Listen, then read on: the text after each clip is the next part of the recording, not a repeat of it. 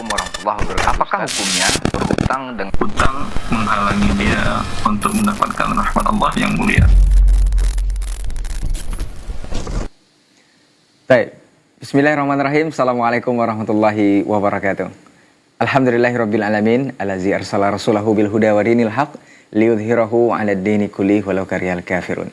Asyhadu an la ilaha illallah wahdahu la syarikalah wa asyhadu anna Muhammadan abduhu wa rasuluh la nabiyya wa la rasula ba'da. Para pemirsa dimanapun antum dan antuna berada, alhamdulillah kita bersyukur kepada Allah tabaraka wa ta'ala. Di kesempatan pagi hari ini kita kembali dimudahkan untuk berjumpa di program live interaktif Muamalah Kontemporer. Nanti insya Allah bersama guru kita Ustaz Dr. Herwani Tarmizi MA Hafizahullah Ta'ala. Kemudian kita bersalawat dan salam kepada Rasulullah Sallallahu Alaihi Wasallam selaku uswah hasanah kita dalam kehidupan, satu-satunya Rasul terbaik dan manusia terbaik yang pernah Allah ciptakan ke permukaan bumi sebagai Rasul dan pembawa risalah bagi kita, yaitu Muhammad bin Abdullah Sallallahu Alaihi Wasallam. Kita permohon salawat dan salam kita tersambung hendaknya kepada seluruh keluarga, kepada para sahabat-sahabatnya, dan tentunya kepada orang-orang yang istiqomah berpegang teguh di atas sunnahnya serta ajaran-ajarannya hingga hari kiamat kelak. Baik, para pemirsa dimanapun antum dan antuna berada, seperti biasa sebelum kita jawab berbagai persoalan antum seputar muamalah kontemporer di 08117550606, kita sapa dulu guru kita yang sudah bergabung untuk pagi hari ini bersama kita. Assalamualaikum warahmatullahi wabarakatuh, Ustaz. Waalaikumsalam warahmatullahi wabarakatuh. Masya Allah. Bagaimana kabarnya di hari ini, Ustaz? Alhamdulillah baik. Alhamdulillah bikhair, Ustaz ya. Mudah-mudahan Ustaz senantiasa dijaga Allah tabaraka wa ta'ala dan keluarga. Juga kita bermohon kesehatan untuk seluruh kaum muslimin yang menyimak kita di hari ini atau dimanapun berada. Mudah-mudahan Allah berikan rahmat dan lindungannya serta inayahnya. Baik. Para pemirsa dimanapun antum dan antuna berada, sedikit kita informasikan untuk antum yang ingin bergabung nantinya di 081175500606 itu melalui telepon langsung ya, bukan di telepon WhatsApp.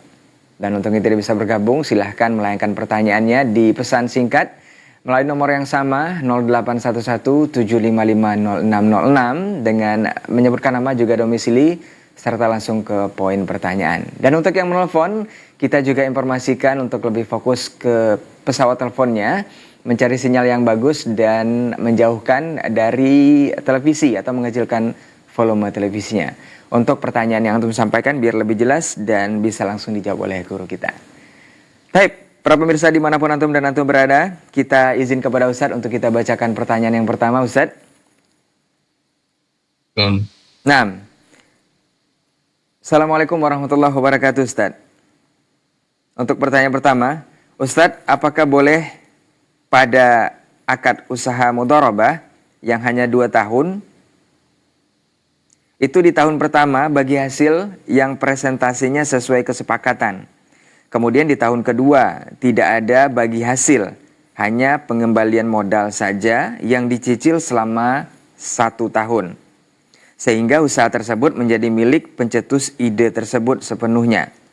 Bagaimana ini, Ustaz? Jazakallahu khairan. Ulangi.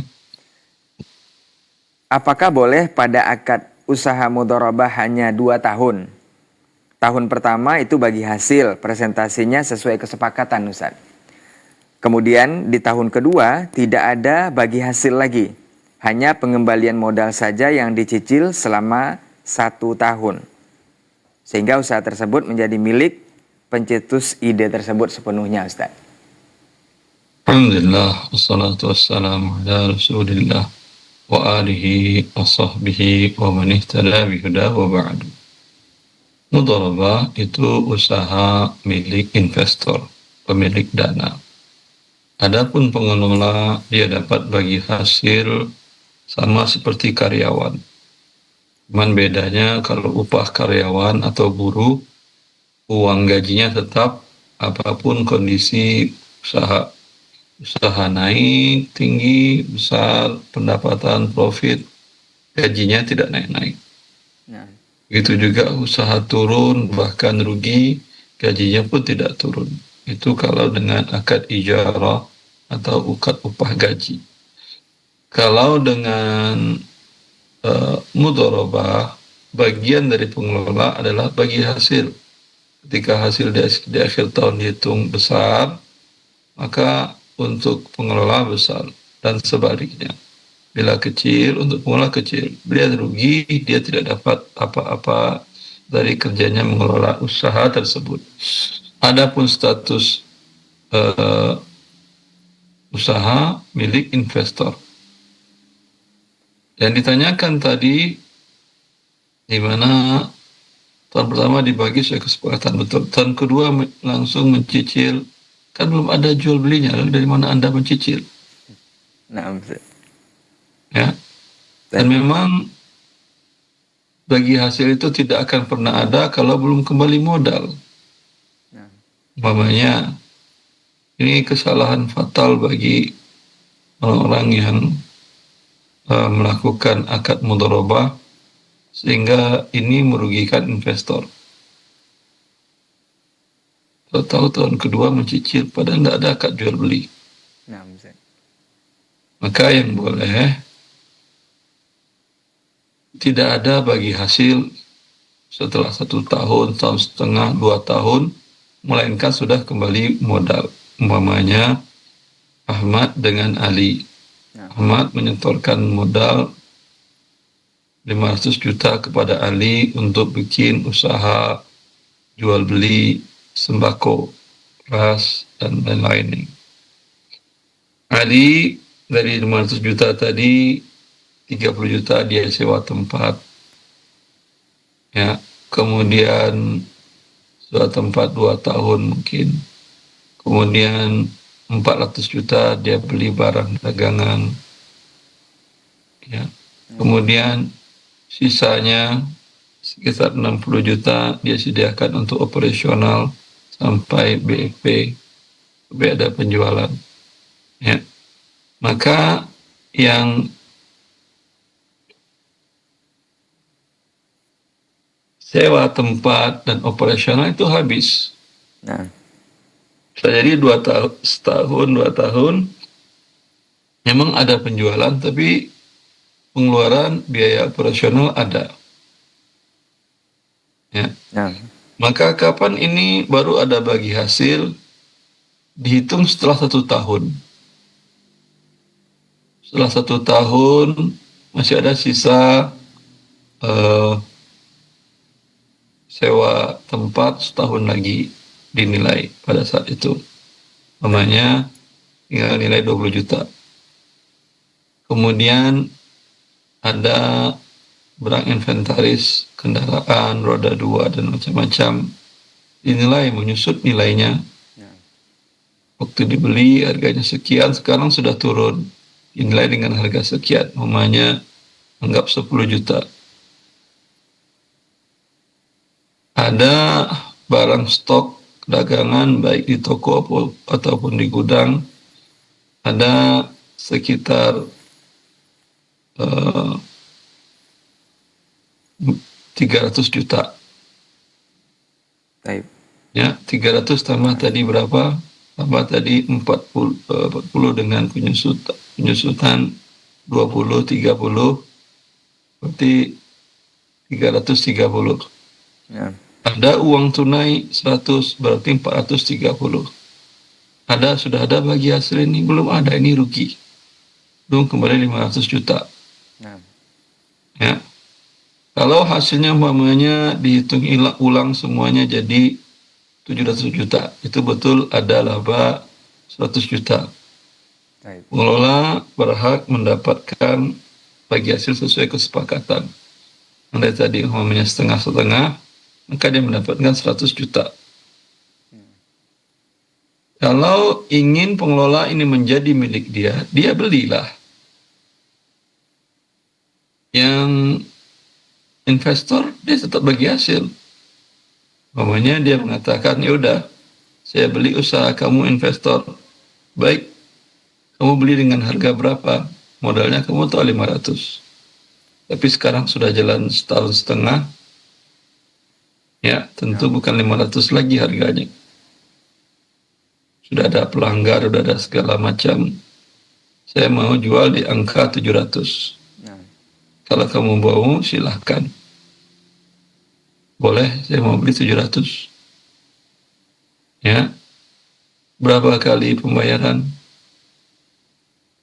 Dari bagi hasil aja nanti boleh, tapi tentu tidak jelas. Tahun ini mungkin 100 juta, tahun depan mungkin naik 150, tahun depan mungkin jadi 50, tahun depan mungkin tidak ada bagi hasil. Tidak bisa. Ya, yang misalnya tetap agar tidak terjadi gharar dalam pembayarannya. Nah, Pokoknya udah 100 juta saya bayar setiap tahun, ya, selama 7 tahun. Oh, enggak bisa, kata dia 700 juta, kamu bayar 7 tahun. Pada saat 7 tahun ini usaha sudah berkembang banyak. nah, Ustaz. Pelanggan makin banyak. Saya mau jualnya, kalau kamu bayarnya 7 tahun, maunya saya jual 1 miliar. Karena rupiah pada waktu itu sudah turun. Nah, Ya, 700 juta hari ini dapat emas itu digramasikan 350 gram. Ya, baik. 3 tahun yang lalu itu 700 juta sama dengan 700 gram. Rugi saya 150%. Kalau saya jual kepada kamu masa tempoh pembayaran 7 tahun, dengan rupiah kamu bayar, dengan harga yang sama saya tidak mau. Kalau dengan emas tidak apa-apa. Saya jual kepadamu dengan umpamanya 400 gram emas. Baik. Kalau mau dirupiahkan, saya mau jualnya 1 miliar kalau pembayarannya 7 tahun. Ya. Nah, Yang bagi hasil saya tetap sampai lunas sesuai dengan porsi saham saya. Karena kamu membayarnya tidak tunai. Kalau kamu bayar tunai sekarang juga, maka saya tidak dapat bagi hasil lagi. Silahkan. Jelas caranya, baik, Ustaz. kan tidak ada bagi hasil. Baik. Jazakallahu khairan Ustaz untuk jawaban dan nasihatnya kepada saudara kita yang bertanya mengenai persoalan mudharabah ini. Mudah-mudahan ini bisa dipahami dan menjadi ilmu juga untuk kita bersama di kesempatan pagi hari ini. Baik, para pemirsa dimanapun antum dan antuna berada atau yang baru menyaksikan kita untuk kesempatan hari ini, silakan untuk antum yang ingin bergabung langsung di 081175500606 melalui telepon langsung untuk bertanya kepada guru kita seputar persoalan muamalah tentunya. Baik, sembari menunggu telepon kita lanjutkan pertanyaan berikutnya. Assalamualaikum Ustadz, dari hamba Allah di Duri Ustadz mau bertanya. Ustadz, bagaimana hukum dan nasihatnya mengenai pembiayaan talangan haji dari poin seperti ini Ustadz? Semisal di tenor 1 tahun dengan biaya sekitar 2,5 jutaan per bulannya. Perihal ini saya ditawarkan oleh satu pihak bank syariah Ustadz. Jazakallahu khairan Ustaz. Tidak lengkap pertanyaannya, saya tidak bisa jawab. Nah Ustaz, kita lanjutkan ke pertanyaan berikutnya saja Ustaz. Dan untuk antum yang mau bertanya persoalan ini, sebaiknya ditelepon di 081175500606. Baik, kita lanjutkan pertanyaan berikutnya Ustaz. Assalamualaikum warahmatullahi wabarakatuh Ustaz. Semoga Allah melindungi Ustaz, keluarga dan juga seluruh kaum muslimin. Afwan Ustaz, izin bertanya, benarkah pajak sama dengan zakat Ustaz, sebagai bentuk kontribusi untuk membangun masyarakat yang adil dan sejahtera? Mohon nasihatnya Ustaz, jazakallahu khairan, barakallahu fiik. Pajak, zakat apakah sama? Namanya aja beda. Satu zakat, satu pajak. Nah Ustaz. Apakah Amir dengan Umar sama? Tidak Ustaz. Amir orangnya lain, Umar orangnya lain, Imran orangnya lain lagi. Adapun zakat, rukun Islam. Tidak sah Islam seorang kalau tidak mengakui ada zakat dan tidak membayar zakat, dia dosa besar. Pajak, sebaliknya. Tidak ada hubungan dengan Islam, bahkan Islam datang menghapuskan pajak. Dan Nabi Isa nanti dalam hadis yang sahih bahwa Nabi Isa alaihissalam di akhir zaman beliau turun, beliau membunuh babi dan meniadakan pajak. Orang yang menarik pajak tidak ditarik lagi. Dan dalam sejarah Islam mulai dari Rasulullah SAW sampai di zaman khilafah tidak ada penarikan pajak oleh negara dalam kondisi seberat apapun negara. Ya, ini dua hal yang berbeda. Bagaimana Anda bisa menyamakan batu dengan emas? Wabillahi taufiq. Baik, barakallahu fiik, jazakallahu khairan untuk jawaban dan nasihatnya kepada saudara kita yang bertanya persoalan pajak dan juga zakat apakah sama ya. Tentu jelas sesuai yang sudah dijawab atau dinasihatkan oleh guru kita sangatlah berbeda. Baik, kita lanjut ke pertanyaan berikutnya. Bismillah, Assalamualaikum warahmatullahi wabarakatuh, Ustadz. Ustadz Afwan, mau bertanya Ustadz, ada kawan saya pinjam emas Ustadz, tapi waktu mengembalikan, orang ini disuruh transfer uang untuk beli emas tersebut, membayar emas. Jadi saya tinggal mengambilnya ke toko emas, karena kawan saya sudah transfer ke toko emas tersebut. Apakah itu diperbolehkan Ustadz? Jazakallahu khairan Ustadz.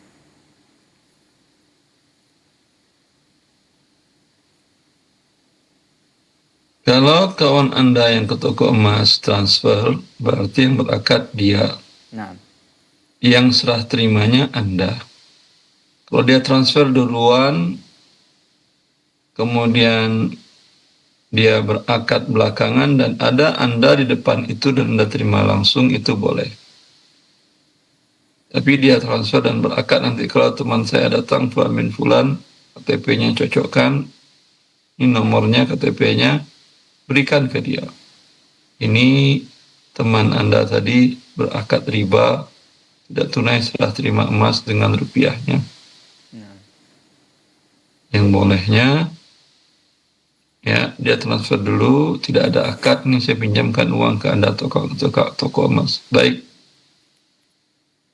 Kapan ada akad? Nanti teman saya datang, baru kita berakad. Baik. Lalu temannya datang. Dia tunjukkan identitasnya sama. Ya, Anda telepon dulu, dia udah di depan toko itu. Lalu Anda berakad sekarang, saya beli kepada Anda emas 100 gram dengan harga 200 juta, uang sudah ada di tangan Anda, saya pinjamkan. Dia bilang, iya saya jual, saya serahkan langsung kepada teman Anda yang depan saya 100 gram.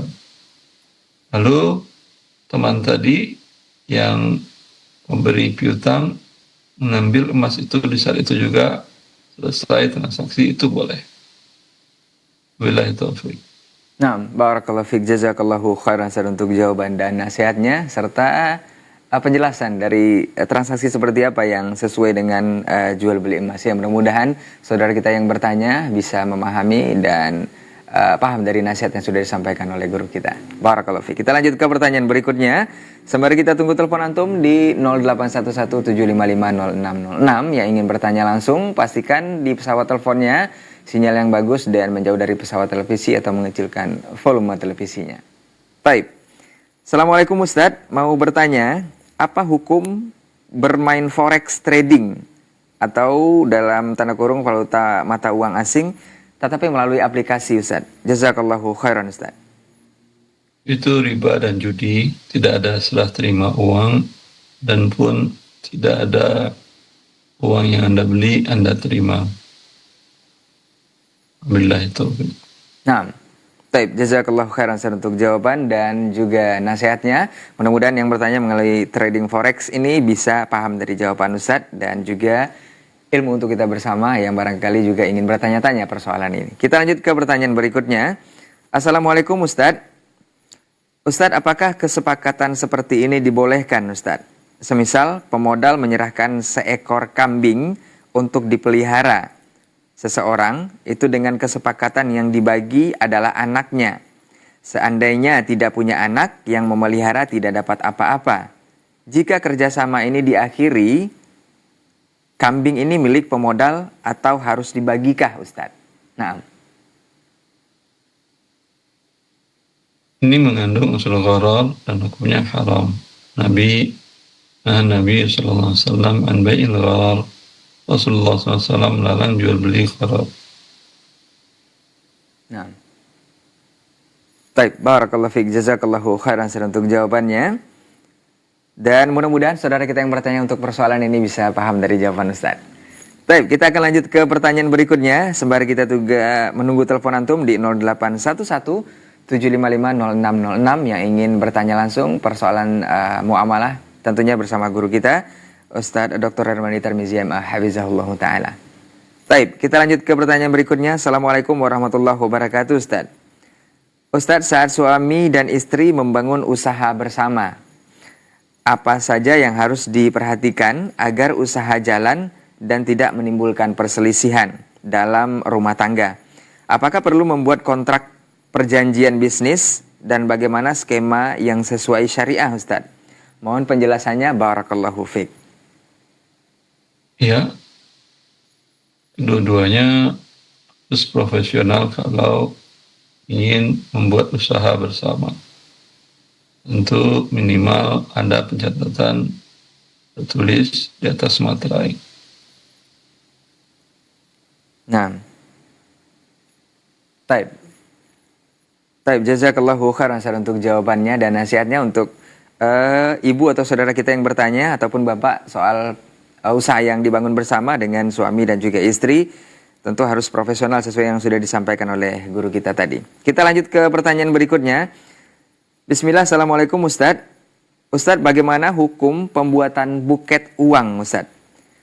Dalam salah satu contoh, semisal uang yang dibuatkan adalah nilainya 1 juta, tapi pembayaran untuk buket ini senilai 1.500.000. Apakah ini dibolehkan, Ustadz? Jazakallahu khairan. Ulangi, pembayaran buket uang, Ustaz. Pembayarannya 1.500.000, sementara nilai yang dibuat untuk buket ini adalah 1 juta. riba namanya itu. Nah, Juta ditukar dengan 1.500.000, begitu? nah, Ustaz. Katanya Itu namanya riba. untuk biaya pembuatan katanya, Ustaz. Biaya pembuatan tidak ada. Ini yang ada adalah uang di sini. Nah, Sama menukar emas batangan dengan emas perhiasan. Harus sama-sama 10 gram. baik. Ya, pembuatan riba namanya, karena tidak sama gramasinya. Kalau uang adalah nominalnya. Jika nominalnya tidak sama, hukumnya haram. Kalau ingin halal, Anda beli uang dia 1 juta dulu. Nah, Dan dia biasanya uangnya baru-baru, beli uangnya 1 juta. Setelah itu serahkan ke dia. Bayar 1 juta, 50.000, 50.000, ambil 100.000 10 lembar dari dia yang baru-baru. Sama nomor serinya, pegang. Ya dan biadin. Setelah itu serahkan ke dia, tolong buatkan buket dengan bentuk seperti ini. Ini uang fee-nya 1 juta juga. Itu boleh. baik. Barakallahu fiik, jazakallahu khairan untuk jawaban dan nasihatnya serta solusinya untuk yang bertanya mengenai pembuatan buket uang ini yang sesuai insya Allah dengan syariat kita ya. Mudah-mudahan bisa paham dari yang bertanya dan juga untuk antum dan antuna yang menyaksikan kita di kesempatan pagi hari ini. Ini tentunya ilmu untuk kita bersama. Baik, kita lanjut ke pertanyaan berikutnya. Masih di layanan WhatsApp kita di 081175500606. Assalamualaikum warahmatullahi wabarakatuh, Ustadz. Ustadz, mohon nasihat dan penjelasannya. Apakah benar, Ustadz, ketika kita melakukan riswah atau sogok menyogok dalam hal yang baik itu dibolehkan, Ustadz? Jazakallahu khairan. Nah, Ustadz. Anda bikin yang haram dalam hal yang baik, bagaimana ceritanya? Ya. Baik. Yang ada adalah kalau sesuatu memang hak Anda dirampok, Nah, ya, lalu dia minta berdamai, ya udah bagaimana kalau kita 50-50? Ya udah saya ikhlas. Daripada Anda dapat 0, jiwa Anda pun terancam, lebih baik 50-50 kan. Bagi dia halal tentu tidak, Anda dirampok kok. nah, Ya, Anda berikan riswah setengah harta Anda. Bagi dia halal tidak. Atau Anda hak setiap warga negara untuk mendapatkan identitas seperti paspor, kemudian KTP, pelayanan publik, ya. nah, Lalu pihak dapat SIM, STNK dan seterusnya, izin usaha dan seterusnya.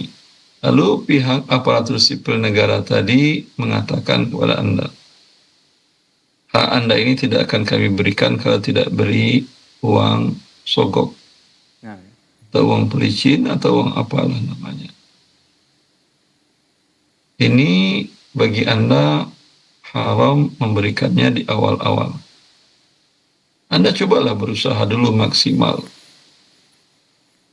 Coba diviralkan segala macam. Kamu viralkan nggak ada gunanya. Tetap KTP kamu nggak keluar. Sedangkan KTP, SIM, kepentingan Anda setiap saat.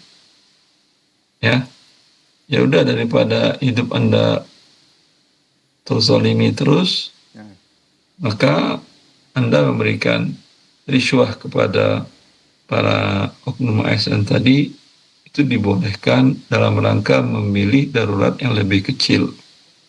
Bukan boleh mutlak. baik. Agama Allah turunkan dan dijelaskan oleh para ulama dari masa ke masa.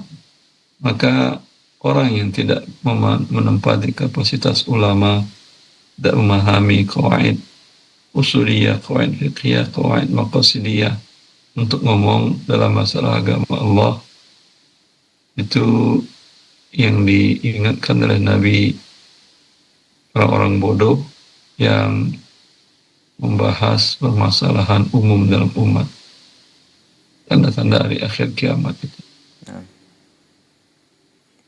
Baik, barakallahu fiik, jazakallahu khairan untuk nasihat dan jawabannya dari pertanyaan saudara kita. Seperti kita ada telepon di 0811755606. Halo, assalamualaikum. Waalaikumsalam. Baik, dengan siapa di mana, Pak? Dari Dika di Pekanbaru. Oke, Pak Dika di Pekanbaru, bisa jauh dari pesawat televisi atau dikecilkan volume televisinya? Oh iya ya, oke. Ya, siapa? Ya. Fadol, pertanyaannya kepada Ustaz. Ya, assalamualaikum Ustaz. Ya, Ana mau bertanya Ustaz. Ana punya usaha kos-kosan Ustaz. Jadi Ana ada ragu ini terhadap kita boleh apa tidaknya menerima tamu dan menerima duit dari hasil sewa kosan itu Ustaz. Yang pertama Ustaz, apakah boleh kita menerima penghuni kosan itu pasangan suami istri yang non muslim gitu Ustaz. Jadi dia saat masuk check in di kosan kita itu, dia pasangan suami istri non muslim dengan surat nikah gereja gitu Ustaz. Apakah boleh kita menerima tamu yang seperti itu? Kemudian yang kedua, apakah boleh kita menerima tamu penghuni kosan itu orang yang kerjanya di bank atau di finance gitu Ustaz? Itu saja Ustaz. Jazakumullah khairan, barakallahu fikum. Assalamualaikum warahmatullahi wabarakatuh. Waalaikumsalam. Nah, Ustaz. Yang pertama boleh, ya, nikahnya ahli kitab bahkan orang musyrik, walau tidak seperti akad nikahnya kaum muslimin, akad nikahnya sah menurut sebagian para ulama, mana Allah mengatakan Pemra'ata Fir'aun, istri dari Fir'aun. Ketika Allah mengatakan istri, berarti maknanya adalah istri dalam syariat. Kalau Allah saja mengakui bahwa Fir'aun menikah dengan istrinya, itu adalah istrinya. Apalagi orang yang tidak sederajat Fir'aun. Boleh. Yang kedua, kalau Anda bertransaksi dengan orang bekerja di tempat yang haram, ya, hukum asalnya boleh. Kecuali Anda tahu bahwa dia tidak ada pemasukannya yang halal. Semuanya dari bekerja di tempat ribawi yang diharamkan syariat. Dan itu kasusnya sangat kecil sekali. Mungkin kerabat yang Anda tahu hari-hariannya.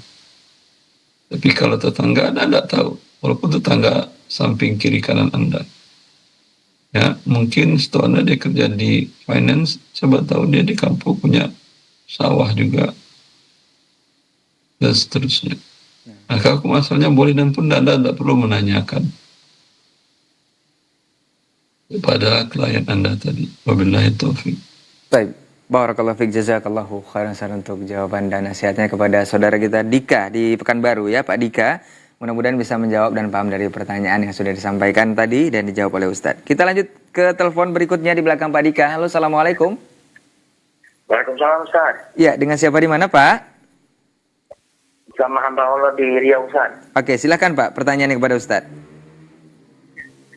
Assalamualaikum Ustaz. Semoga Ustaz selalu dilindungi Allah Subhanahu wa taala. Gini Ustaz.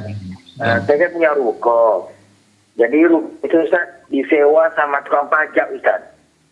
Apakah boleh itu Ustaz ya?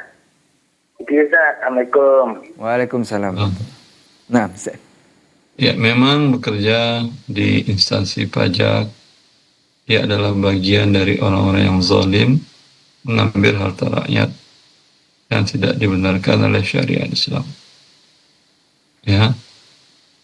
Namun, bila Anda bertransaksi dengannya, hartanya berarti harta haram gajinya. Tapi kalau Anda bertransaksi dengannya, kemungkinan dia punya pendapatan pemasukan yang lain, yang halal. Atau ada harta warisnya yang halal, yang berkembang dan terus. Ya. Maka para ulama sepakat, bila orang yang hartanya bercampur antara halal dan haram, boleh bertransaksi dengannya. Ya, maka dalam kasus tadi, boleh Anda sewakan kepada dia. Kecuali kalau tempat Anda dijadikan tempat dia, tempat kantor cabangnya, itu baru tidak boleh. Tapi sekedar ruko untuk usaha pribadi dia, tidak ada masalah. Baik. Baik, barakallahu fiik, jazakallahu khairan untuk jawaban dan juga nasihatnya kepada hamba Allah di Pekanbaru ya. Hampir mirip pertanyaannya dengan Pak Dika yang ada di Pekanbaru juga. Baik, untuk antum yang ingin menelpon langsung, silahkan ke 0811-755-0606. Cari sinyal yang bagus dan jauh dari pesawat televisinya atau mengecilkan volume televisinya. Di belakang hamba Allah di Pekanbaru, kita coba terima kembali. Halo, assalamualaikum. Halo, assalamualaikum. Waalaikumsalam. Di mana Ibu? Dari Nurul dari Cikarang. Ya, silakan Bu Nurul di Cikarang, pertanyaan kepada Ustaz. Assalamualaikum Ustaz. Alhamdulillah. Mau tanya Ustaz, jadi kemarin itu kan saya ada pergi safar ke Majalengka. Di Majalengka ada yang lagi panen bawang. Itu boleh nggak sih kalau misalnya kita beli langsung dari petaninya? Boleh. Oh boleh ya Ustaz. Boleh. Terus terus satu lagi Ustaz, kan sekarang banyak yang beli jualan bakso. Misalnya 1 kali sendok saya 20.000, 1 kali sendok kalau misalnya tumpah nggak boleh tambah lagi. Itu kalau kayak gitu termasuk yang hukum all you can eat bukan? Gimana, ulangi? Anda jual bakso terus? Ya, jadi ada jual bakso. Misal harga 1 porsi itu 20.000, dengan caranya dia prasmanan. Boleh ambil 2 kali centong, tapi kalau udah dia di centong ketiga dia tumpah, udah stop, nggak boleh nambah 1 centong lagi gitu. Centong apa maksudnya? Centong nambah 2-3 tumpah? Satu mangkok. Nah, terus 1 mangkok 20.000, boleh ngambil apa aja? Iya, 1 mangkok aja. Mau baksonya gitu. 5, mau 10.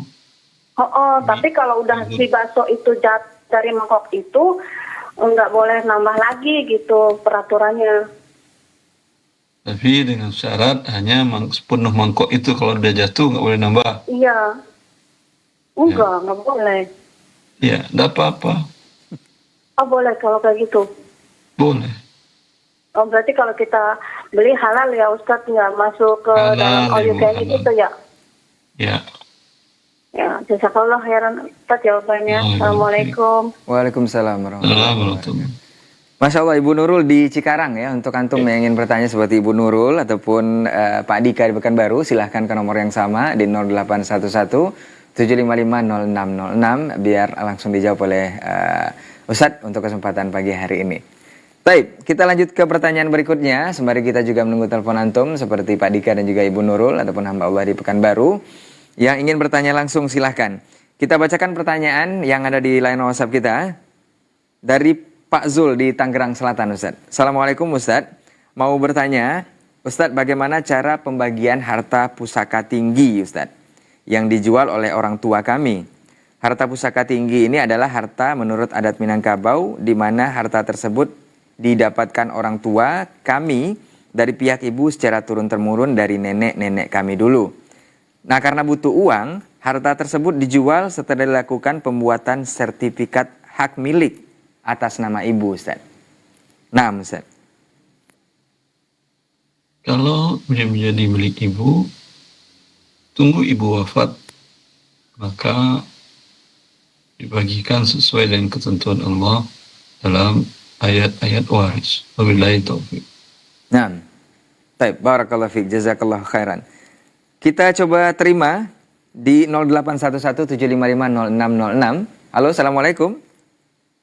Halo, Assalamualaikum Waalaikumsalam warahmatullahi wabarakatuh. Dengan siapa di mana, Pak? Dengan Pak Ian di Jakarta Timur, Pak. Iya, silakan Pak Ian di Jakarta Timur. Pertanyaannya kepada Ustadz.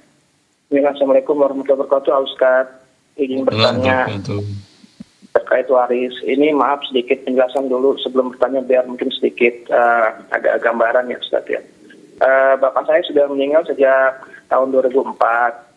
Nah, pada saat itu bapak saya meninggalkan ibu kandung bapak saya, yaitu nenek saya, yang mana meninggal di tahun 2013. Terus lalu meninggalkan juga, maksudnya pada saat bapak saya meninggal itu ada ibu saya, istri, dan saya termasuk anak-anaknya, ada 3 orang anak. Nah, pada saat bapak saya meninggal itu meninggalkan uang 200 juta, terus rumah kami yang kami tinggali bersama ibu saya dan kakak saya dan adik saya, dan juga rumah kontrakan. Nah, pada saat bapak saya meninggal, kan masih ada nenek saya dan juga ada paman saya.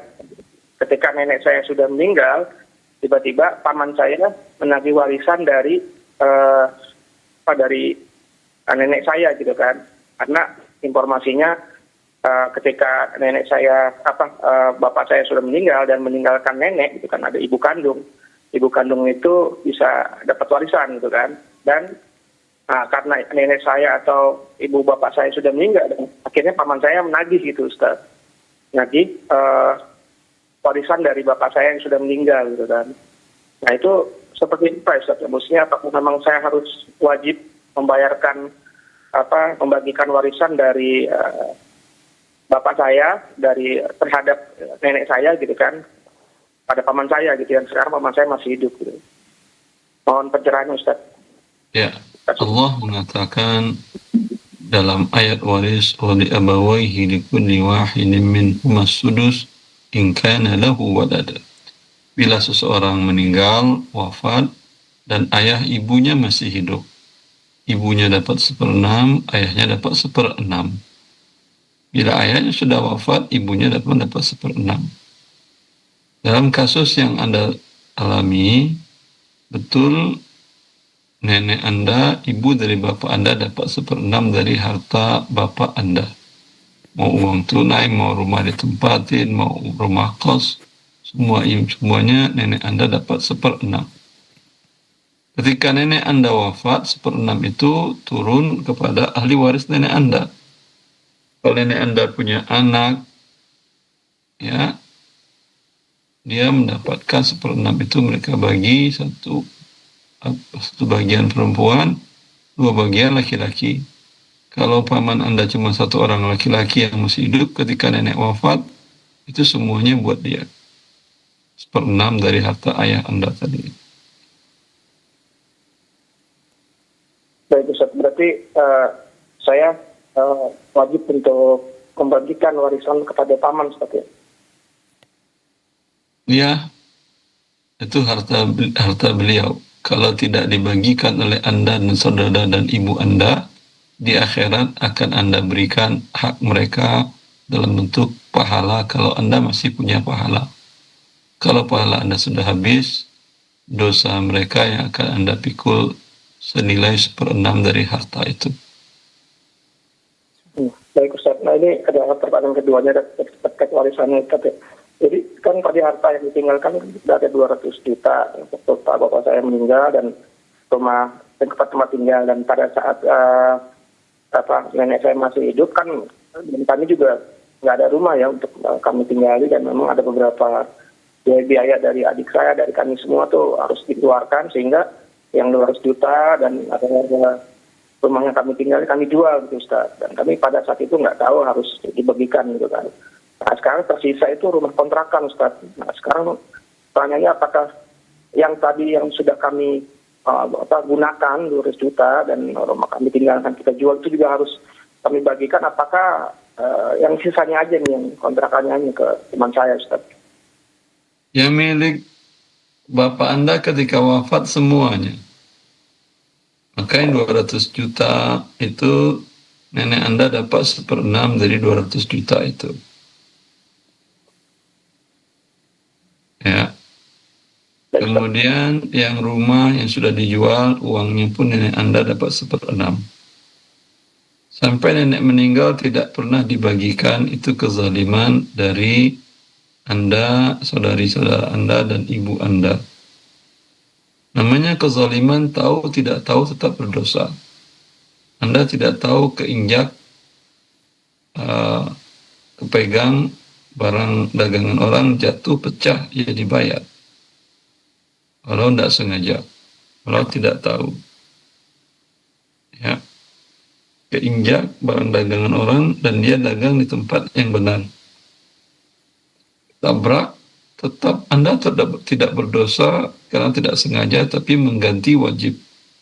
Kalau tidak diganti, akan menjadi kezaliman yang diganti di dunia akhirat.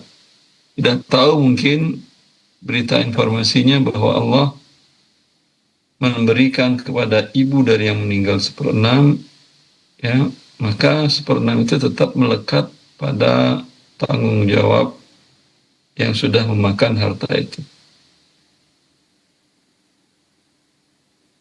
Baik Ustaz. Syukur Ustaz. Jazakumullah khair. Allah barik fiik. Baik, jazakallahu khairan untuk Pak Yan di Jakarta Timur ya. Mudah-mudahan bisa menjawab dari pertanyaan yang sudah disampaikan dan juga nasihat dari Ustaz tadi. Mudah-mudahan bisa dipahami bersama dan juga mendapatkan solusi dari permasalahan yang ditanyakan. Baik, untuk antum yang ingin bertanya langsung silahkan seperti Pak Yan di Jakarta Timur di 081175500606. Insya Allah akan langsung dijawab oleh guru kita. Di belakang Pak Yan kita coba terima kembali. Halo, assalamualaikum. Halo, assalamualaikum. Waalaikumsalam. Masya Allah. Dengan siapa di mana Pak? Pak Agus. Ya Pak Agus. Dari Raul. Ya silakan Pak Agus pertanyaannya kepada Ustaz. Fadal. Sehat selalu Ustaz. Mana mau tanya Ustaz. Ya. Ini saya menjadi beban Ustaz? Beban batin bagi saya. Kedua orang tua saya kena meninggal Ustaz. Jadi adik-adik saya sebagai anak paling tua, sampai hari ini tidak mendengar apa yang saya sampaikan Ustaz. Pertama, orang tua saya akan berwasiat kepada ahli waris di atas notaris. Saya sudah sampaikan, itu tidak sah. Namun adik-adik saya tidak bersedia menerima apa yang saya sampaikan. Dia berpendapat, ada pendapat lain yang membolehkan katanya. Yang kedua, ada... Bentar Bapak, wasiatnya apa? Wasiat dari kedua orang tua Anda sebelum wafat? membagikan rumah petak masing-masing adik-beradik yang ada 6 orang. Gitu, Pak. Sebentar. Itu kemudian sudah diserah terimakan oleh orang tua kepada anak-anak yang 6 orang itu? Di surat itu diberitahu oleh anak nomor 2 di bawah saya. Sebentar, tadi kan sebentar Bapak Agus. Sebentar, Pak. Ya. Ya. Ketika ayah Anda mengatakan ini 6 rumah, 1 buat fulan, 1 buat fulan, 1 buat fulan, 1 buat fulan, habis. Itu anak-anak yang dapat tadi sudah nerima, itu semuanya sudah ditempatinya rumah atau belum? Belum. Nah, Dan terus itu diberitahu oleh adik yang kedua setelah meninggal, bahwa surat wasiat itu baru diberitahukan setelah kedua orang tua meninggal.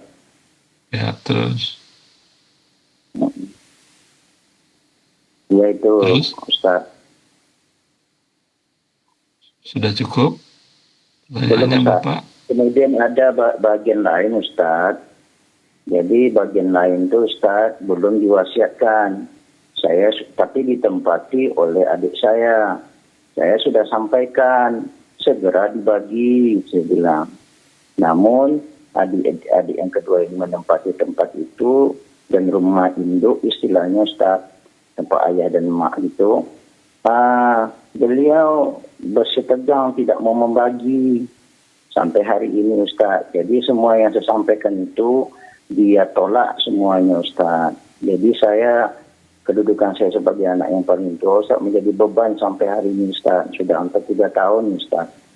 Bagaimana, Ustaz, posisinya sebenarnya, Ustaz? Saya mohon pencerahan, Ustaz.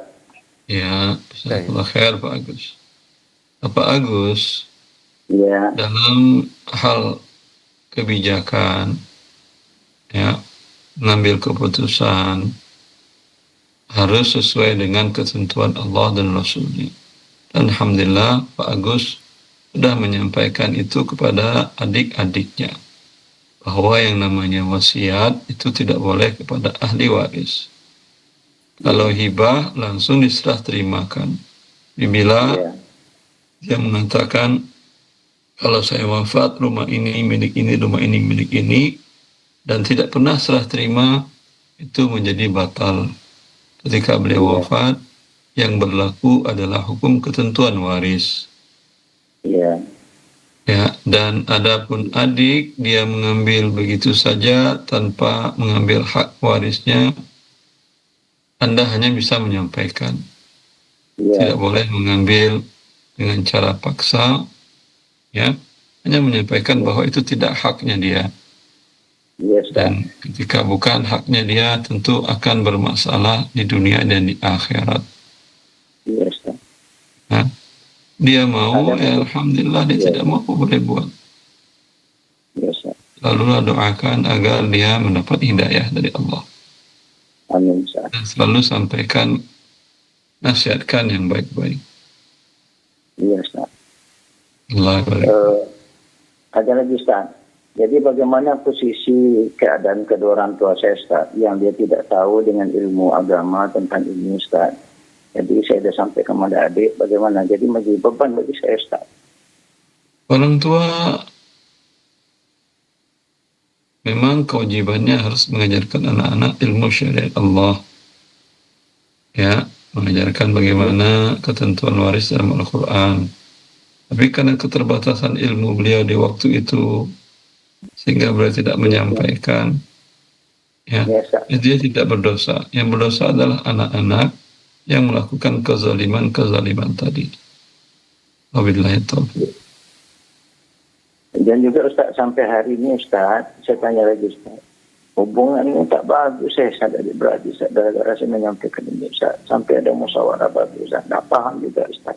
Nah, inilah yang Ustaz, saya alami, Ustaz. Ya Bapak, banyaklah meminta kepada Allah di waktu-waktu yang mustajab agar adik-adik Bapak, ya, diberikan hidayah oleh Allah. Ya, kita hanya bisa melakukan itu. Karena dan jangan menjadi beban. Sampai pun Nabi SAW ketika Ya Ustaz. beliau mengajak orang untuk beribadah kepada Allah semata dan tidak membuat kesyirikan, orang menolaknya. Tentu Ya, Ustaz. tekanan batinnya lebih berat. Tapi Allah selalu mengingatkan kepada Nabi, innama alaikal balagh. Itu engkau hanya kewajiban menyampaikan. Mereka menjadi mau mendengar, mau tidak, itu urusan Allah Azza wa Jalla. Iya Ustaz. Baik. Jadi sampai hari ini Ustaz, masih yang seperti itu, yang untuk saya tidak saya sampai hari ini Ustaz, tidak saya sentuh, tidak saya apa-apa kan Ustaz. Saya tidak mau menerima Ustaz, seperti itu Ustaz. Boleh, tapi kalau itu merupakan hak bapak juga boleh. Ya, tapi kan wasiat tadi Ustaz yang tidak menurut apa Ustaz. Ya tinggal bapak bagi sekarang, umpamanya bapak dapat satu rumah.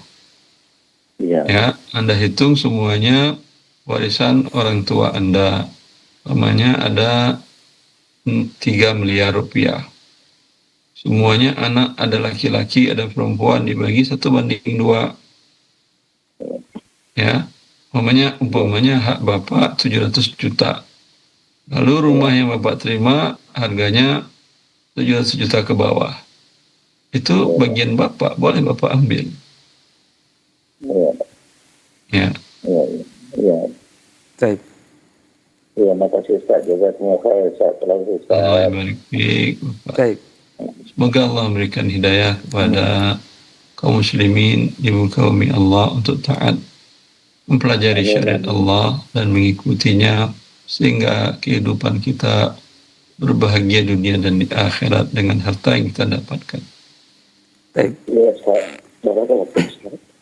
Baik, jazakallahu khairan untuk Bapak yang sudah melepon, Pak Agus di Rohul, yang mudah-mudahan ini menjadi jawaban dan juga nasihat untuk saudaranya dan juga Bapak, mudah-mudahan memberikan kekuatan dan solusi dari permasalahannya, dan juga antum yang menyimak di kesempatan pagi hari ini.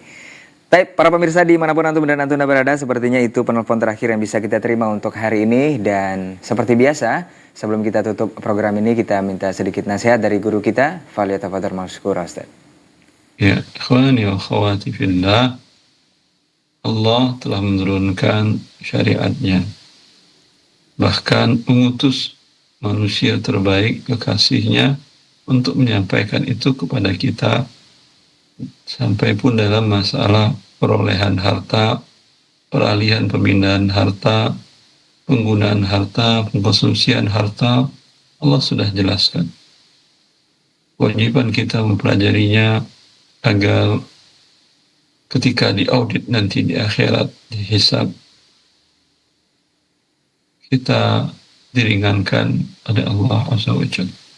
Assalamualaikum warahmatullahi wabarakatuh. Waalaikumsalam warahmatullahi wabarakatuh. Taib, barakallahu fiik, jazakallahu khairan untuk jawaban-jawaban dan juga nasihatnya, serta ilmu dan juga waktunya untuk kesempatan pagi hari ini yang sudah menjawab berbagai persoalan dari pemirsa Asil TV di 081175500606 terkait persoalan muamalah kontemporer. Mudah-mudahan apa yang sudah dijawab dan disampaikan oleh guru kita menjadi ilmu untuk kita bersama di hari ini yang menyimak, dan juga para pemirsa semuanya yang menyaksikan kita untuk hari ini ataupun di Asil App tentunya ya.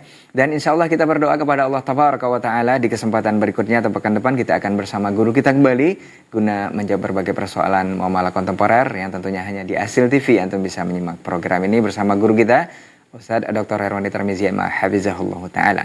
Apa untuk semua salah kata dan khilaf bicara, tetap berbuat kebaikan dan berbagi kebaikan dimanapun dan kapanpun antum berada bisa melakukannya.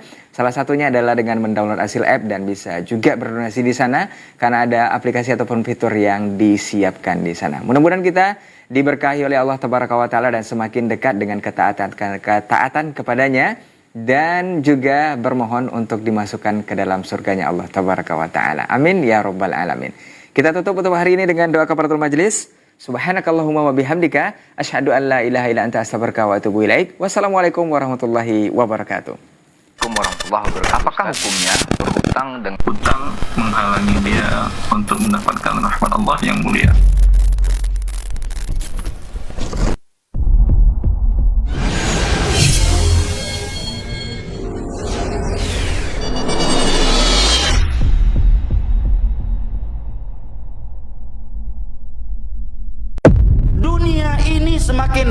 semakin menjauh dari kalian, sementara akhirat yang kalian jauhi justru semakin hari semakin dekat dengan kalian. Safari dakwah di Rokan Hulu dan Pekanbaru bersama Ustaz Farhan Abu Raihan Hafizahullah, tanggal 26 hingga 28 September 2025.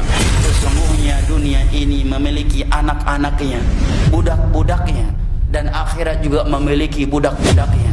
Maka menjadilah kalian dari budak-budak akhirat, anak-anaknya akhirat, dan jangan sekali-kali kalian menjadi anak-anaknya dunia, dan jangan sekali-kali syaitan menipu kalian.